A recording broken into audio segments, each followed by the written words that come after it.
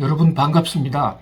오늘은 연일 급등세를 보이고 있는 금값에 대해서 그 원인과 전망 말씀 올리겠습니다.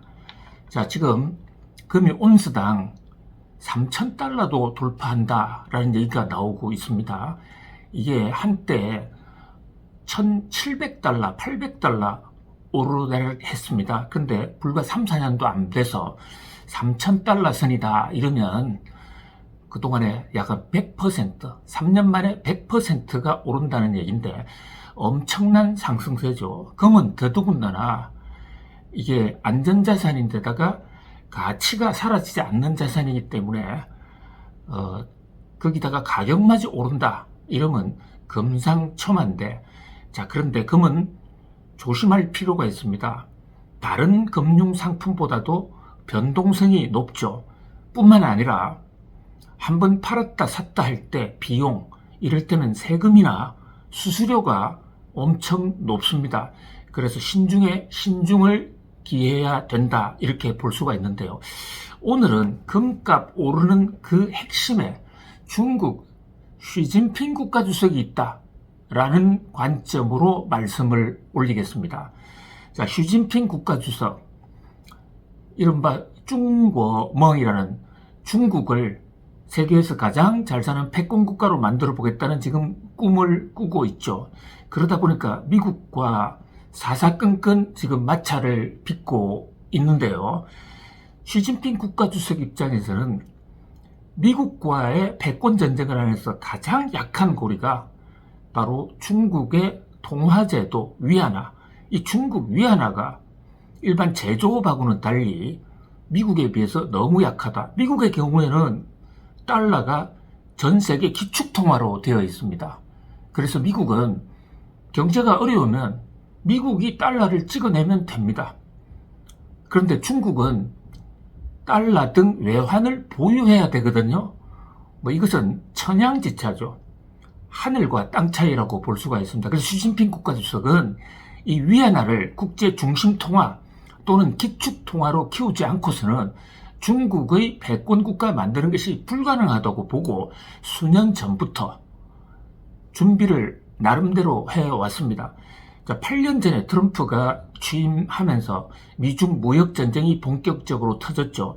그때부터 준비했다고 볼 수가 있는데요. 그 위안화를 달러를 능가하는 세계의 중심 통화로 만들기 위한 전략의 한복판에 중국 중앙은행인 인민은행을 통한 금 사 모으기 운동이 있었습니다. 자, 금을 그럼 어떻게 사느냐? 중앙정부와 인민은행이 금을 사는 방식은 미국의 국채를 팔아서 그 돈으로 금을 사 모으는 겁니다. 보통 대부분의 나라들은 국가의 준비자산이나 외환 보유고 자산으로 미국의 국채를 가장 선호합니다. 미국 국채는 정부가 보증하는 것이기 때문에 미국이 도산하지 않는 한, 달러 시스템이 근본적으로 흔들리지 않는 한은 계속 존속될 수가 있기 때문에 안전자산이라고 볼 수가 있죠. 또 국채에는 이자가 따릅니다. 금은 이자가 없습니다. 시세가 오르면 이득을 얻을 수도 있지만 시세가 떨어지면 마이너스가 될 수가 있습니다. 그래서 우리나라 한국은행 또 이명박 정부 시절에 금을 엄청나게 투자했다가 우리나라 외환 보유고를 박살을 낸 적이 있습니다. 금 조금 가격이 오르니까 앞으로도 계속 오를 것으로 보고 한국은행 달러를 엄청나게 소진해서 금을 사모았단 말이죠. 그런데 그 이후로 약 10년간 금값이 계속 하락세였습니다. 그래서 한국은행의 잘못된 투자, 이명박 정부의 잘못된 금 투자가 우리 국부를 엄청나게 손상을 시킨 적이 있어요. 그 트라우마 때문에 요즘 한국은행은 금을 안 삽니다. 그 이후로 금을 안 사요. 자, 금을 또 안 사는 것도 또 문제예요. 지금처럼 금값이 올라가는데 우리는 10년 이상 금을 단 한 톨도, 한 온수도 사지 않았거든요. 그럼 상대적으로 우리나라 국부가 또 유출이 된 거죠. 자, 결국은 금 시세 예측이 가장 중요한 변수고 요체다 이렇게 볼 수가 있겠는데요. 중국은 단지 이래 금 시세로 금 투자해서 돈을 벌겠다는 차원에서 금을 사모은 건 아닙니다. 위안화의 가치를 한번 올려보자. 그래서 갖고 있는 국채, 중국은 국제 수지에서 무역에서 엄청난 흑자 국가입니다. 무역에서 돈을 많이 벌었습니다. 세계에서 가장 많이 돈을 버는 나라예요. 그 돈으로, 남는 돈으로 미국 국채를 사모았거든요. 국채를 사모으면 미국 금융시장도 어느 정도 조정할 수 있고 또 안전하고 이자도 생기지 않습니까? 자, 그런데 국채를 사모으는 행위가 중국에도 좋지만 미국에 더 좋은 거예요. 미국이 재정적자, 미국 경제 아킬레스건이라면 미국에 지금 국가 적자가 많다는 것인데 적자가 많을 경우에 국채를 발행합니다. 미국의 트레저리 본드라는 거, TB라는 것을 발행을 해요. 근데 이게 안 팔리면 미국 경제가 마비가 될 텐데 중국이 많이 사주거든요. 그러니까 사실 중국 입장에서는 좋은 소리도 못 듣고 미국 좋은 일을 시켜준 것이죠. 물론 중국도 안전하고 이자를 받았지만 시진핑 국가주석은 미중 무역전쟁이 터지면서 이러면 안 되겠다. 그래서 국채를 대거 팝니다. 국채를 팔기 시작하니까 미국이 재정적자가 많은 미국이 국채가 잘 안 팔고 미국 금리가 올라갑니다. 당황해요. 그래서 중국을 찾아가서 국채 좀 팔지 마라. 국채 사달라. 초기에는 그렇게 부탁도 합니다. 그러니까 시진핑 국가주석은 그렇다면 미국은 중국에 대한 관세 폭탄을 그만해라. 이렇게 해서 트럼프 일기 때 금과 관세 폭탄을 둘러싸고 시소게임, 신경전이 상당했더랬습니다. 그런 와중에서 시진핑 국가주석은 미국 국채를 계속 슬금슬금 팔기 시작한 거죠. 그 돈으로 금을 사모았습니다. 자, 그러다 보니까 중국이란 나라는 원래 금을 굉장히 좋아하는 나라예요. 중국의 역대 정부가 하은주, 하나라, 은나라, 주나라가 이제 중국에서는 상고사, 세 나라를 치지 않습니까? 역사 속에서 나오는 나라, 은나라, 주나라부터 시작되는데요. 그 다음에 진나라가 통일을 했죠. 진시황이 얼마 못 가고 한나라로 갔습니다. 한나라가 전한, 후한 거쳐서 삼국시대로 갈라지고 또 이후에 수나라, 당나라가 통일했다가 이것이 그 후에도 원나라, 또 송나라, 청나라 이렇게 계속 갈라지는데 중국 왕조의 역사가 150년 정도밖에 안 돼요. 평균. 우리 신라 1000년이었습니다. 또 조선 500년이었습니다. 거기에 비한다면 중국 왕조는 굉장히 작아요. 갑자기 금값 얘기하다가 왜 중국 왕조 얘기를 하느냐. 정권 교체가 잦으면요 불안하잖아요.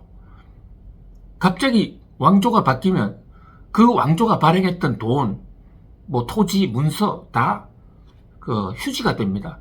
그러니까 이러한 난세에 살아남는 방법은 금밖에 없는 겁니다. 금은 변하지 않고 전쟁 난리통에도 금 들고 다니면 일단 금을 받아주는 사람이 있으니까요. 인류 역사에서 금이 가장 오래된 실질 화폐였거든요. 그런 면에서 중국 사람들의 금사랑, 한때 우리나라 화교들이 한국에 들어와서 중국집을 많이 운영했는데 어떤 사람들은 금 광맥을 캔다고 해서 중국 화교집을 사서 그 땅을 파봅니다. 혹시 화교가 땅에 묻어놨던 거 못 찾아서 가져가지 못한 게 있냐.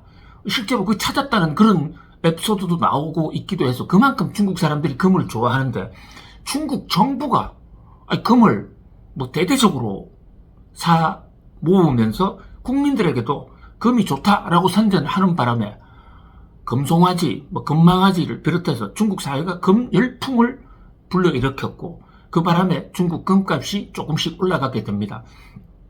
자, 미국 달러가 세계의 기축통화, 그러니까 전 세계 어디 가도 미국 달러를 바꿔주게 통용이 되게 된 그 이유가 금태환 제도에 있거든요. 금태환 제도라는 것은 1944년 2차 대전이 끝나갈 때 미국, 영국 등 연합국들이 새로운 국제 통화 시스템을 어떻게 해 가야 되겠냐. 영국 파운드화가 이제 완전히 맛이 갔으니까요. 전쟁 때 너무 전비를 많이 썼죠. 그래서 새로운 통화를 만들자고 할 때 미국의 해밀턴이라는 재무장관의 제안으로 이제는 달러를 하자.